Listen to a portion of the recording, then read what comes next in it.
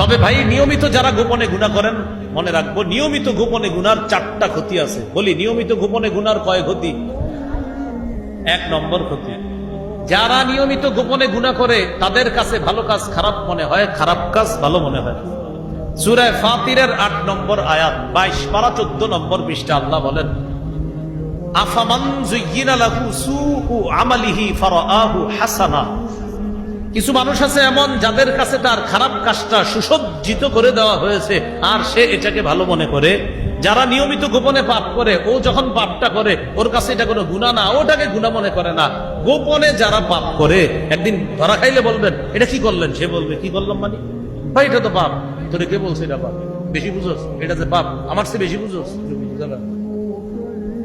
এটা যে গুনাহ না মানে আপনারা বলবে তোরে কে বলছে এটা গুনাহ। আরে ভাই অশ্লীল সিনেমা দেখতেছেন ডাইরেক্ট, এটা গুনাহ না? তোরে কে বলছে এটা গুনাহ? আপনারে বুঝাবে সে। অশ্লীল সিনেমাও আপনারে বুঝাই দিবে এটা গুনাহ না। কেন? কারণ তার কাছে এখন গুনাহ গুনাহ মনে হয় না, আর আমাদের সামনে সে ইবাদত করে কেন, এটা আমাদেরকে দেখায়। এ হলো গোপন পাপের প্রথম ক্ষতি। দ্বিতীয় ক্ষতি, গোপনে বান্দা পাপ করতে করতে আল্লাহর রহমতের দৃষ্টি থেকে দূরে সরে যায়। আল্লাহ পাক রব্বুল আলামিনের রহমতের দৃষ্টি থেকে দূরে সরে যাওয়া মানে ওর তওবার নসিব হবে না।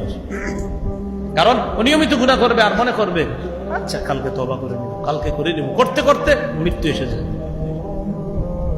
ইবনে হাজাম রাহমাতুল্লাহি আলাইহি বলেন, আল হাজার মিনাজ যুনুব খুসুসান যুনুবিল খালওয়াত।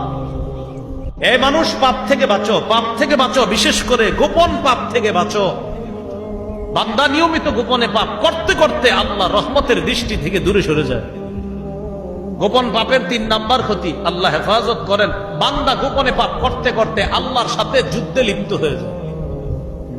ইবনুল আরাবী রাহমাতুল্লাহি আলাইহি বলেন, আখসারুল খাসিরিন মান হুয়া আফদালিন নাস সালিহ আমালিহি ওয়া বারাযা বিল কবিহ মান হুয়া আকরাবু ইলাইহি মিন হাবলিল ওয়ারিদ।